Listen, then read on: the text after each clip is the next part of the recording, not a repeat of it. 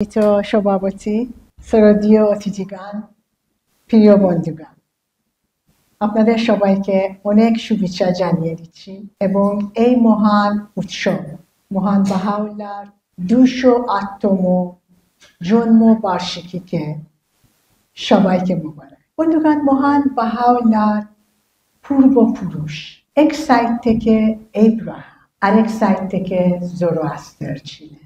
দুজনীয় ঐশ্বরীয় প্রকাশ। তিনি নিজেও একজন ঐশ্বরীয় প্রকাশ, যিনি নতুন আইন এবং শিক্ষা আনেছেন এই যুগের সমস্যাগুলিকে সমাধান দেওয়ার জন্য। তিনি ইরান দেশের তেহরান শহরে জন্মগ্রহণ করেছেন এবং উনার নাম রাখা হয়েছিল মির্জা হোসেন আলী। উনার বয়স যখন শুধু 13, সবচেয়ে যে সমস্ত সমাবেশ সবচেয়ে জ্ঞানী ধর্মীয় নেতাগণ অ্যাটেন্ড করতেন, তিনিও জয়েন করতেন। এবং যেহেতু সবাই জানতেন উনার জ্ঞান কত বিশাল, সবাই উনাকে ওয়েলকাম করে। সেই সমস্ত সমাবেশে অনেক কঠিন প্রশ্ন এবং বিষয়গুলি নিয়ে আলোচনা এবং একমাত্র বাহাউল্লাহ সবসময় অনস্বীকার্য উত্তর দিতে পারতেন। উনার বয়স যখন 22, উনার পিতা মারা যান। তিনি ছিলেন একজন উচ্চপদস্থ মন্ত্রী, ইরানের রাজার কোর্টে। উনার পরে বাহাউল্লাহকে মন্ত্রী হওয়ার অফার করা হলো, কিন্তু তিনি গ্রহণ করেন না। তিনি শুধু চাচ্ছিলেন গরিবদের সাহায্য করতে। এই কারণের জন্য তিনি গরিবদের পিতা হিসেবে পরিচিত ছিলেন। উনার বয়স যখন 27, তিনি মাজান্দারানে গেলেন। একটি প্রভিন্স আছে ইরানে, সেটা ছিল উনার পূর্বপুরুষের দেশের বাড়ি। তিনি ওখানে গেলেন এবং সর্বোচ্চ জ্ঞানী ধর্ম নেতা এবং ধর্ম প্রধানের ক্লাসে ঢুকলেন। সেই ছিল একজন মুজতাহিদ মির্জা মোহাম্মদ তাকি। মুজতাহিদ তার ছাত্রদের কাছে কঠিন কঠিন প্রশ্ন করেছিল, কিন্তু তারা উত্তর দিলেও একজন একটা কিছু বলল, মুজতাহিদ কোনোটাও গ্রহণ করে না। বাহাউল্লাহ পারমিশন নিয়ে কথা বল, আর এমন অপূর্ব উত্তর দিলেন, সবাই হা করে বসে থাকলো। পরে মুজতাহিদ তার ছাত্রীদেরকে বলল, তোমরা তো ধর্মীয় নেতা। উনি তো ধর্মীয় নেতা না, উনি চর্চাই করে না।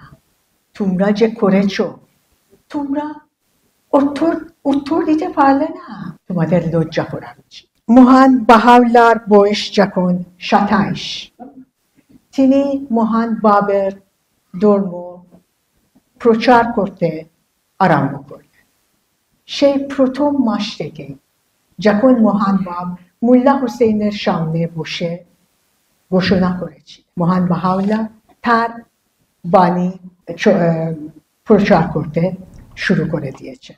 বাদাস নামের একটি গ্রামে একটি বেশ ঐতিহাসিক সমাবেশ হয়েছে। সেখানে বাহাউল্লাহ 3টি বাগান রেন্ট করেছেন 22 দিনের জন্য এবং 81 জন মহান বাবের দৃঢ় বিশ্বাসীগণ দাওয়াত ছিলেন, সবাই বাহাউল্লাহর মেহমান হিসেবে। এই ঐতিহাসিক সমাবেশে 2টি উদ্দেশ্য ছিল। 1 নম্বর ছিল মহান বাবকে কারাগার থেকে মুক্তি দেওয়া, কারাগারে উনাকে রাখা হয়েছিল। আরেকটি হলো মহান বাবের ধর্মকে একটি পুরোপুরি স্বাধীন ধর্ম হিসেবে ঘোষণা করা।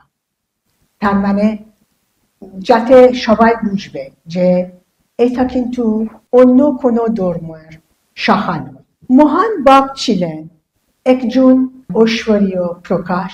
তিনি একটি নতুন ধর্ম আনেছিলেন, নতুন আইন, এবং তিনি ছিলেন মহান বাবের অগ্রদূত। প্রথম উদ্দেশ্য পূরণ হয়নি। তারা মহান বাবকে শত্রুদের হাত থেকে উদ্ধার করতে পারল। ঐশ্বরিক পরিকল্পনা ভিন্ন ছিল এবং মহান বাব নিজে এটা জানতেন। তিনি সেই প্রথম রাতে যখন মোল্লা হুসেইনের সামনে তার পবিত্র বাণী ঘোষণা করলেন, যখন সেই সূরা ইউসুফের তফসির দিয়েছিলেন, তখন লিখেছেন আমি এই পথে জীবন দান। তিনি জানতেন দ্বিতীয় উদ্দেশ্য অর্জিত হল। তাহেরা যিনি একমাত্র নারী সেই আকাশী জুনের মধ্যে এবং একমাত্র নারী জীবন্ত বর্ণমালার মধ্যে, মহান বাবের সেই প্রথম বিশ্বাসীগণের মধ্যে তিনি একদিন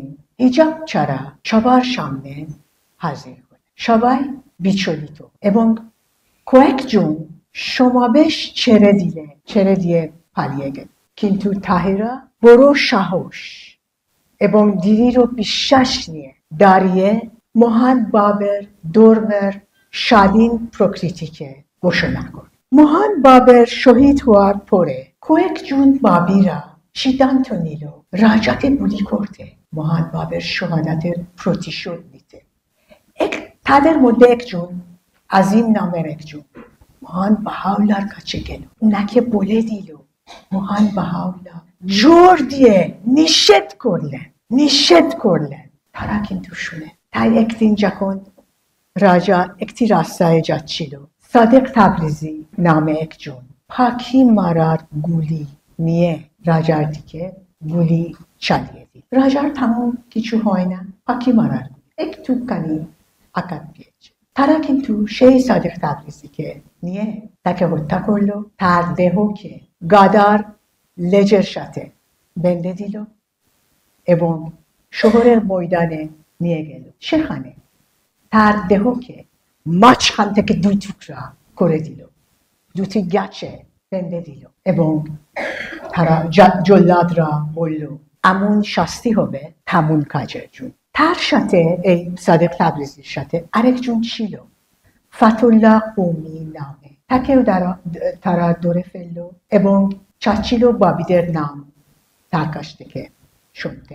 বারবার জিজ্ঞেস করলো, কিন্তু তাকে 1000 বার জিজ্ঞেস করলেও সে বলতো না, একেবারে চুপ থাকত।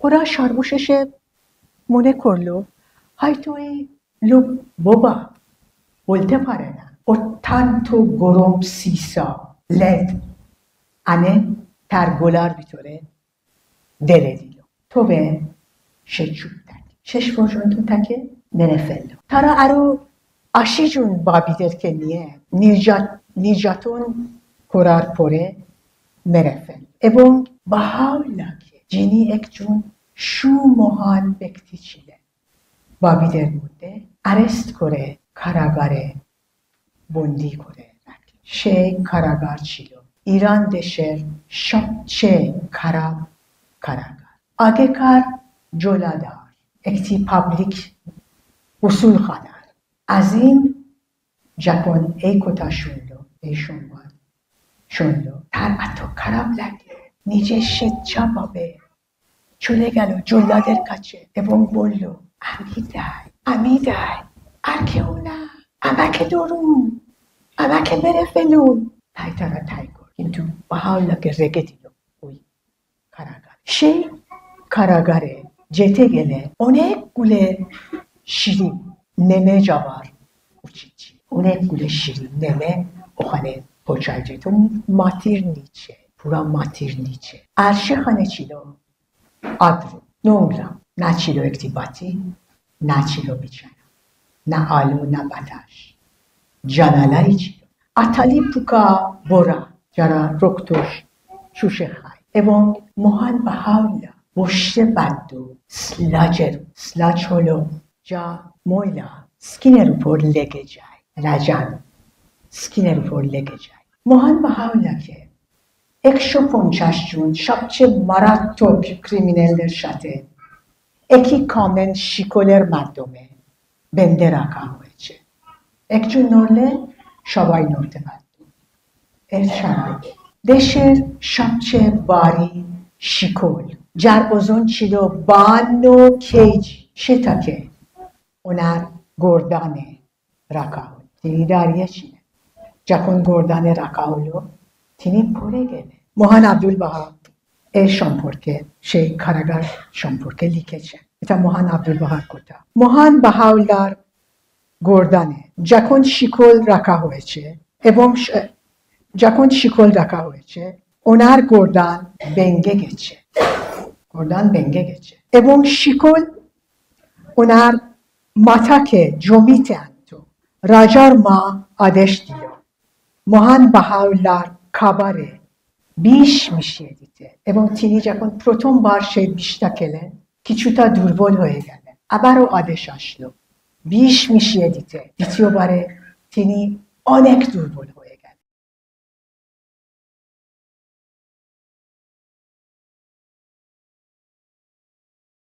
বন্ধুগণ, আমরা বেশিরভাগে সেই কমেন্ট শিকলের কথা বলি বা শুনি এবং সেই 52 কেজি শিকলের কথা। দুটি নির্যাতন, আরো দুটি হয়েছিল, মোট মিল 7টি নির্যাতন হয়েছিল সেই কারাগার। তৃতীয়টি ছিল উনার এই দুটি আঙ্গুল এইভাবে পিছনে বেঁধে রাখা হয়েছিল। তিনি নিজে লিখেছেন ওই তার জন্য অবর্ণনীয় কষ্ট পেয়েছে। 4 নম্বর ছিল উনার পা স্টক্সের মধ্যে রাখা হয়েছে। স্টক্স হলো এক ধরনের কাঠের বাক্স, এই ধরনের এত বড় একটি কাঠের বাক্স যার ভিতরে দুটি গোল ছিদ্র বানানো হয় যেখানে জাস্ট শুধু 2 পা ঢুকে যাবে এবং সারাক্ষণ এই বাক্স থাকবে এবং পা ভিতরে ঢুকানো। তা অনেক কষ্টকর একটি নির্যাতন।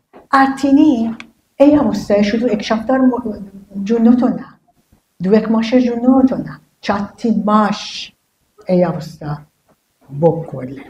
সেই কারাগার সম্পর্কে মহান বাহাউল্লাহ নিজে লিখেছেন, অনেক কিছু লিখেছেন, আমি জাস্ট এক লাইন করব। কোন লেখনী সেই স্থানের চিত্র দিতে তুলে ধরতে পারে না এবং কোনো রোচে না তার জঘন্য দুর্গন্ধ বর্ণনা দিতে সক্ষম হবে না। সবচেয়ে আশ্চর্যজনক কথা হলো সেই অন্ধকার গুহাতে, এই কারাগারের নামই ছিল অন্ধকার গুহা, সেই অন্ধকার গুহাতে মহান বাহাউল্লাহ ঐশ্বরীয় বাণী পেয়েছেন। সেই অন্ধকার এবং কষ্টের মধ্যে ঐশ্বরীয় আলো এবং সান্ত্বনা পেয়েছেন। তিনি এই কথা শুনেছেন, আমরা তোমাকে জয়যুক্ত করব, ঐশ্বরীয় বাণী এবং আরো অনেক কথা। সেই অন্ধকারে আলোর একটি আশ্চর্যজনক বিস্ফোরণ হলো এবং সেই মুহূর্ত থেকে ধর্মীয় ইতিহাসের মধ্যে একটি নতুন চক্র আরম্ভ হলো।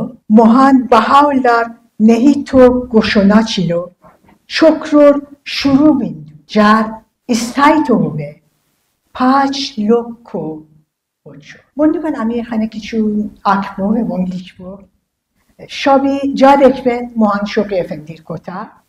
ওনাকে মহান আব্দুল বাহা বিশ্ব বাহাই সম্প্রদায়ের গার্ডিয়ান হিসেবে অ্যাপয়েন্ট করেছিলেন।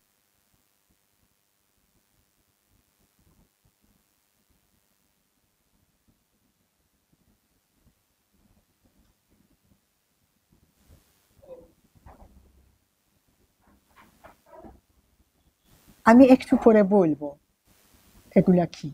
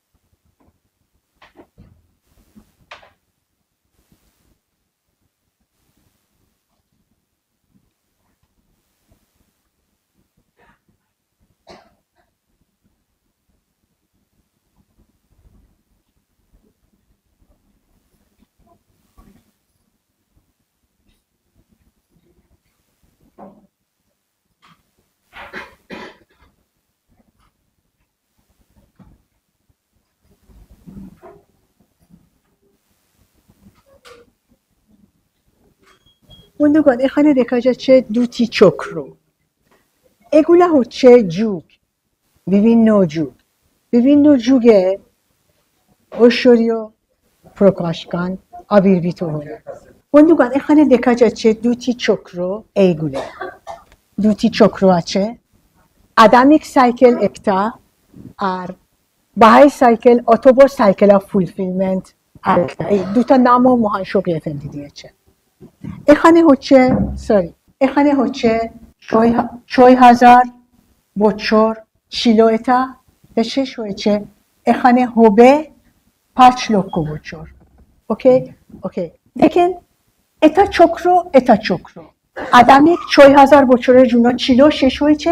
বাহাই সাইকেল অথবা সাইকেল অফ ফুলফিলমেন্ট, পরিপূর্ণতার যুগ, ৫,০০,০০০ বছর থাকবে। এগুলা যুগ, বিভিন্ন যুগে আদম, কৃষ্ণ, বুদ্ধা, ইব্রাহিম, জোরাস্ট্র, মোসেস, ক্রাইস্ট, মোহাম্মদ, দেববাব এসেছেন। দেববাব ছিলেন এমন একজন ঐশ্বর্য প্রকাশ, যিনি এই দুটা চক্রকে জয়েন্ট করে দিলেন। তার মানে মহান বাপ শুধু দ্বার বা গেট ছিলেন না মহান বাহাউল্লাহর জন্য, সেটা ছিলেন, কিন্তু এখানেও দ্বার ছিলেন, এখানেও যোগ দিলেন, জয়েন্ট করলেন। ঠিক আছে? আচ্ছা, গুরুত্বপূর্ণ বিষয় এই যে মহান শফি এফেন্দি বলেছেন, ঐশী প্রকাশ গান যারা মহান বাহাউল্লাহর পরে আসবেন ৫,০০,০০০ বছরের জন্য তার ছায়ার অধীনে থাকবেন, তার কাছ থেকে অনুপ্রেরণা পাবেন এবং বিশ্বের জন্য তারই দেওয়া পদ্ধতিকে পূর্ণতা প্রদান করবেন।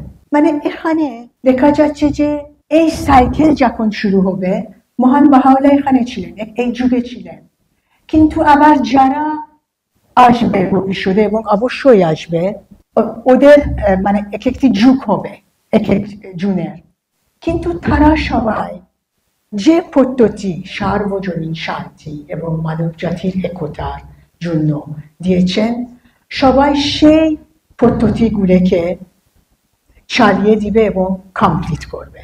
তার জন্য বলা হয়েছে যে তারা সবাই মহান বাহাউল্লাহর ছায়ার অধীনে থাকবে। মহান বাহাউল্লাহ বলেছিলেন যে ১,০০০ বছর পরে যে কোনো সময় একজন ঐশী প্রকাশ আবির্ভূত হবে, এটা বলেছিলেন, কিন্তু সেটা হবে যুগ। তারা মহান বাহাউল্লাহর শিক্ষাগুলো অনেক বছর চলতে হবে। এই যে মানব জাতির একতা, এত সহজ ব্যাপার তো না, অনেক কিছু লাগবে, অনেক স্ট্রাকচারস লাগবে, অর্গানাইজেশন লাগবে, অনেক কিছু, এটা সহজ ব্যাপার না।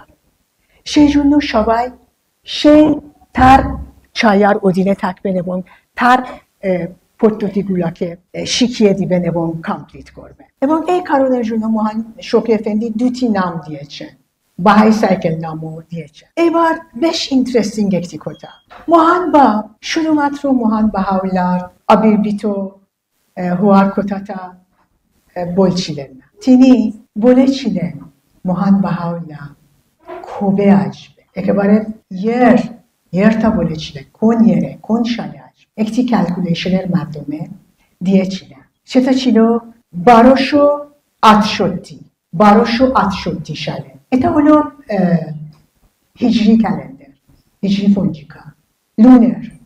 আমাদের সোলার পঞ্জিকা অনুযায়ী হবে 1852 এবং 1853।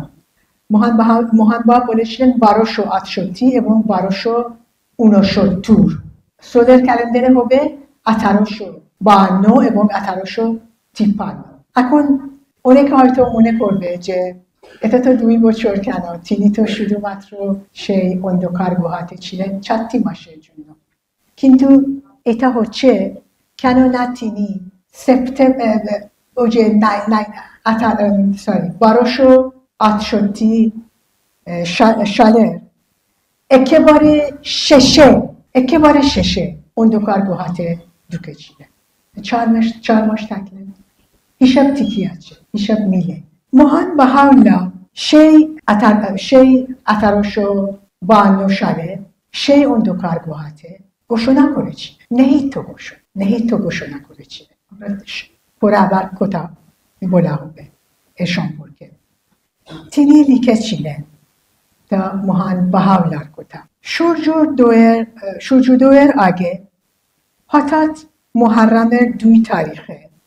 Eta kintu şilo muhan bahavlar conmudino açı. Muharramer 2 tarihteki şod 2 Muharram porjonto ortat baro diner jonno amar muker expression kota bola এবং চিন্তা রূপান্তরিত হয়েছে।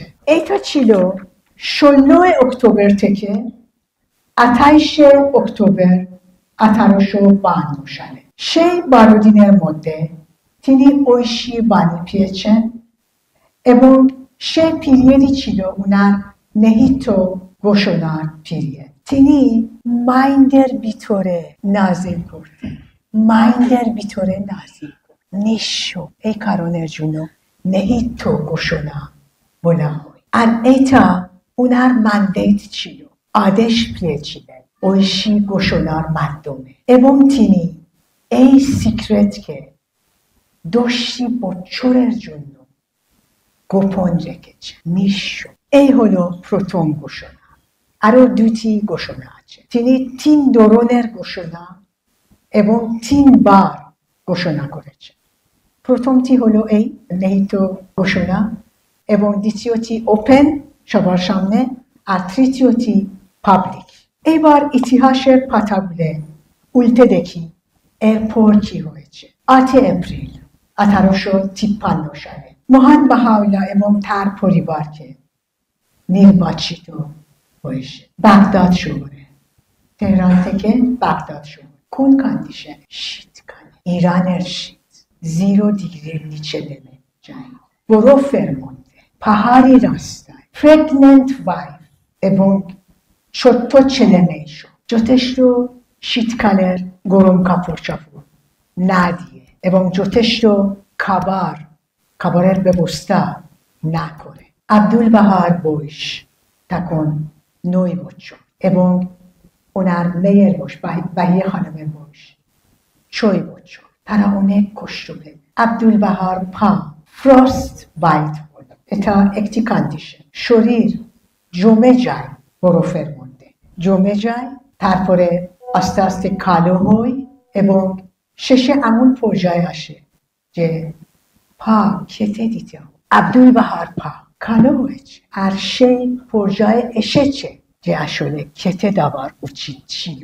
এই কারণে মহান বাহাউল্লাহ সারাক্ষণ সেই প্রিয় পুত্রর কালো পা দেখে প্রার্থনা করতেন সারাক্ষণ। 3টি মাস তারা সেই পথে ছিল। বন্ধুগণ, আমরা সব সময় বাহাউল্লাহর বন্দী হওয়ার কথা এবং নির্বাসিত হওয়ার কথা শুনি, কিন্তু আরেকটি বেশ কষ্ট হয়েছে এবং এই সমস্ত কষ্টগুলো, নির্বাসিত হওয়ার এবং বন্দী হওয়ার আর যে কষ্টর কথা আমি এখন বলবো, সবগুলা কিন্তু সত্যিকার মর্মস্পর্শী। তিনি সেই বাগদাদে থাকার ঠিক 1 বছর পরে তিনি ঘর বাড়ি, পরিবার, সমাজ সব ছেড়ে দিয়ে কাউকে না বলে একলা এবং স্বেচ্ছাভাবে কুর্দিস্তানের পাহাড়ি এলাকায় যান। সেখানে পাহাড়ের উপরে একটি গুহাতে থাকেন। গুহা। কিন্তু চলে গেলেন কেন? যে সৎ ভাই তিনি নিজে পিতার মতো লালন পালন করেছিলেন, সে মহান বাহাউল্লাহর বিরোধে উঠে দাঁড়ান, অনেক হিংসা এবং বাবিদের মধ্যে বিভাজন এবং অনৈক্য সৃষ্টি করত আর নিজেকে তাদের নেতা মনে করত আর তাদের সবাইকে বিভ্রান্ত করতে চেষ্টা করত। 10 এপ্রিল 1854 সালে মহান বাহাউল্লাহ বাগদাদে পৌঁছে যাবার 1 বছর পরে সকালে উঠে কাউকে না জানিয়ে সে মাত্র আবুল কাসেম হামেদানি নামের একজনকে নিয়ে গেলেন সাথে সেই কুর্দিস্তানের পাহাড়ি এলাকায়। তিনি চাচ্ছিলেন না উনার কারণের জন্য বাবিদের মধ্যে অনৈক্য sirishio. Tini ekti grame Abulqasem Hamedani'ke reke takte bulle. Nice ekla pahare ruporegiye ekti guhate taklen. Dorbeşer kapor porlen. Ebom nice ke dorbeş Muhammad name poriçoy dite. Kakonu grame jeten kiçu kabar kinte. Şey Abulqasem Hamedani unar şey bile ke niye jeyto kari korto pahare porşotto. Guhar porşotto. Kintu abar firecek. Mohan Bahaullah duti boçorer juno şampurnu nirjone baş kolle. Abulqasem Hamedani modde İran'e geliyor. Hiçun malci nişatte. Aşar pote کوهجون هایوی دکایترا تاکی اکرومان کرلو تینی خوب اکات پلو تر میری ترکو بور جکن بغداد پوچایلو بابیرا بوسته فرچه جه هاولا اونو پستیت ہوئے چیلن شیدینی ابوالقاسم همدانیو اونو پستیت ہوئے چیلن موهان عبدالبهار boş دکن بارو تینی موهان بهاولار ekçun bay Musa Kadim ke এবং আরো কয়েকজন বাবিদেরকে পাঠিয়ে দিলেন সুলেইমানিয়েতে মহান বাহাউল্লাহকে আনার জন্য এবং সাথে করে একটি চিঠি পাঠিয়ে দিলেন ওনার প্রিয় পিতার জন্য সেখানে মিন্নতি জানিয়ে দিলেন বলেছেন যে আমি মিন্নতি করছি আপনার কাছে আপনি চলে আসুন তারপর বাগদাদ শহরের বাইরে গিয়ে দাঁড়িয়ে অপেক্ষা করেছে যখন দূর থেকে মহান বাহাউল্লাহকে দেখলেন দৌড় দিয়ে তার কাছে গেলেন পায়ে পড়লেন জোরে কাঁদলেন এবং বলছেন আপনি আর কখনো আমাকে ছেড়ে দিয়ে কোথাও যাবেন না মহান বাহাউল্লাহ বাগদাদ শহরে ফিরে আসার পর দেখলেন বাবিরা হতাশা হয়েছে প্রাণ সত্যি হারিয়ে ফেলেছে এবং তাদের উদ্দেশ্য ভুলিয়ে গেছে তাই তিনি পথ দেখিয়ে দিলেন সবাইকে এবং সকলকে মহান অনুপ্রেরণা জুগিয়েছে এবার ফাস্ট ফরওয়ার্ড করি 7 বছর পরে দেখি আর কি ঘটেছে 1863 সালে বাগদাদ শহরে মহান বাহাউল্লাহকে আরেকবার নির্বাসিত করার সিদ্ধান্ত নেওয়া হয়েছে বাগদাদের বাসিন্দার মন এই সংবাদ শুনে দুঃখের অন্ধকারে নিমজ্জিত হয়েছে কেননা মহান বাহাউল্লাহ 10 বছরের জন্য তাদেরকে পথ দেখিয়েছিলেন এবং পিতার মতো তাদেরকে ভালোবাসা দিয়েছিলেন সেই 2 বছর সুলেইমানিয়ার 2 বছর যদি বাদ দেয় তাহলে 8 বছরের জন্য তাই অফিসিয়ালস নোটেবলস চিফস দরিদ্র মানুষ ধনী মানুষ বড় ছোট যুবক বয়স্ক নারী পুরুষ শিশু মুসলমান খ্রিস্টান ইহুদি সবাই শেষবারের মতো দেখতে চেয়েছিল মহান বাহাউল্লাহ এবং বাড়িতে জায়গা ছিল তাই একজন বিশিষ্ট ব্যক্তি তার বাগানকে যা শহরের বাইরে ছিল অফার করল যাতে সবাই গিয়ে সেখানে মহান বাহাউল্লাহর সাথে দেখা সাক্ষাৎ করল 21 এপ্রিল 1863 সালে মহান বাহাউল্লাহ একটি লাল ঘোড়ার উপরে বসে রাজকীয়ভাবে সেই বাগানে প্রবেশ করে বাগানের নাম রেখেছেন রেজওয়ান অর্থাৎ স্বর্গ এবং 12 দিনের অবস্থানের সময়ে তিনি সেখানে থাকলেন এবং সবার সাথে দেখা সাক্ষাৎ করেছেন সেই 12 দিনের মধ্যে তিনি ঘোষণা করেছেন এবার ওপেনলি সবার সামনে দ্বিতীয় ঘোষণা ছিল তিনি বলেছেন মহান বাহাউল্লাহ বলেছেন তিনি সেই মহামানব যার আবির্ভূত হওয়ার জন্য একটি ধর্মের বিশ্বাসীগণ অপেক্ষা করেছে এবং এইটার ছাড়া তিনি 3টি অ্যানাউন্সমেন্ট করেছেন খুবই গুরুত্বপূর্ণ 1 নম্বর ছিল ধর্মীয় যুদ্ধ নিষেধ করেছে তিনি বলেছেন ধর্মীয় যুদ্ধ নিষেধ এবং জিহাদের তলোয়ারকে আমি চিরদিনের জন্য কাঁপিয়ে রেখেছি এটা কিন্তু মহান বাহাউল্লাহর মূল শিক্ষাকে প্রতিষ্ঠিত করে নার্মুল শিক্ষা ছিল মানব জাতির একতা এবং সার্বজনীন শান্তি। মানুষের ধর্ম, বর্ণ, ভাষা, জাতি এবং সংস্কৃতি, জাতীয়তার ভিন্নতা থাকতে পারে, এইসব ভিন্ন থাকতে পারে, কিন্তু স্রষ্টা সবাইকে সৃষ্টি করেছে। তিনি বলেছেন, মানব জাতিকে অ্যাড্রেস করে তিনি বলেছেন, তোমরা সবাই এক গাছের ফল, এক শাখার পাতা, এক বাগানের ফুল এবং এক সাগরের ঢেউ। দ্বিতীয়টি ছিল 1000 বছরের আগে কোন ঐশ্বর্য প্রকাশ আবির্ভূত হবে। 1000 বছরের আগে। এটা প্রগতিশীল প্রতাদেশের নীতিকে প্রতিষ্ঠিত করে। তিনি বলেছেন 1000 বছরের পরে যে কোনো সময় ঐশী প্রকাশ আবির্ভূত হবে, বারবার হবে, যুগে যুগে হবে, মানুষের ভালোর জন্য, কল্যাণের জন্য, নতুন আইন, নতুন শিক্ষা দেওয়ার জন্য, পথ দেখিয়ে দেওয়ার জন্য।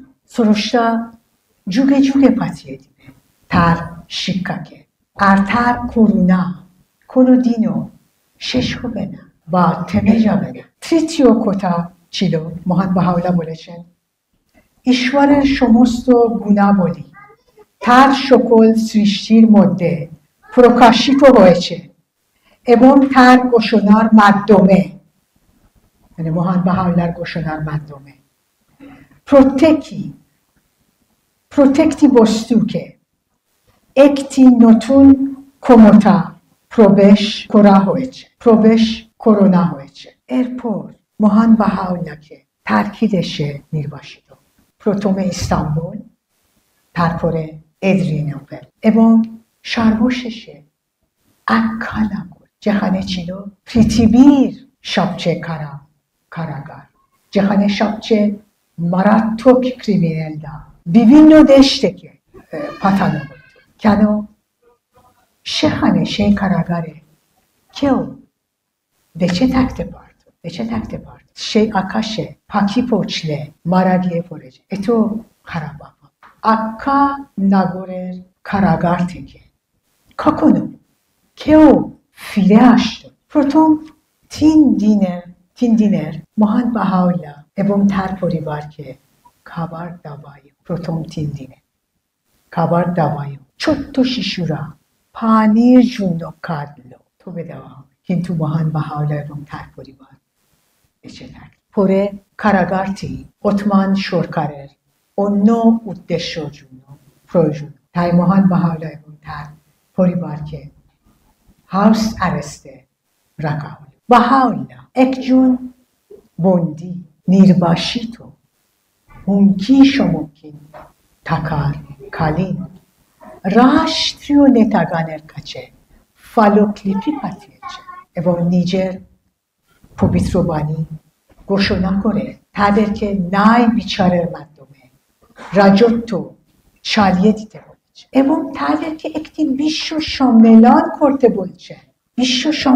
করতে বলছে, যাতে তারা সবাই বসে একসাথে বিশ্ব শান্তির পূর্ব প্রয়োজনীয় শর্তগুলোর বিষয় নিয়ে আলোচনা করবে। এটা ছিল আরেকটি ঘোষণা, তৃতীয় ঘোষণা, পাবলিক ঘোষণা। বন্ধুগণ, চিন্তা করেন, সেই সময় মহান বাহাউল্লাহ বিশ্ব সম্মেলন করতে বলেছেন বিশ্ব শান্তি স্থাপনের জন্য। তারপরে তাদেরকে বলেছেন,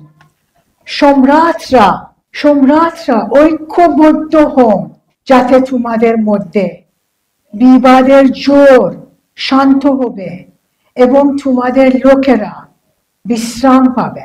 সে রাষ্ট্রীয় নেতাগণের মধ্যে ছিলেন, আমি জাস্ট কয়েকজনের নাম বলছি, আরো ছিল ইংল্যান্ডের রানী Victoria, Napoleon III, pope Pius IX, tsar Alexander II, সুলতান আব্দুল আজিজ, সেই ওসমান রাজ্যের সুলতান আব্দুল আজিজ, এবং ইরানের বাদশাহ নাসিরউদ্দিন শাহ। এই দুজন, নাসিরউদ্দিন শাহ এবং সুলতান আব্দুল আজিজ, ওসমান রাজ্যের, এরা মহান বাহাউল্লাহকে নির্বাসিত করেছিলেন, কারাগারে বন্দী করেছিলেন একসাথে মিলিয়ে, এই দুজন। এবং আরো ছিল কাইসার উইলিয়াম I, জার্মানির এম্পারার, এবং ফ্রান্স জোসেফ অস্ট্রিয়ার এম্পায়ার। একটি পয়েন্ট বলে শেষ করছি।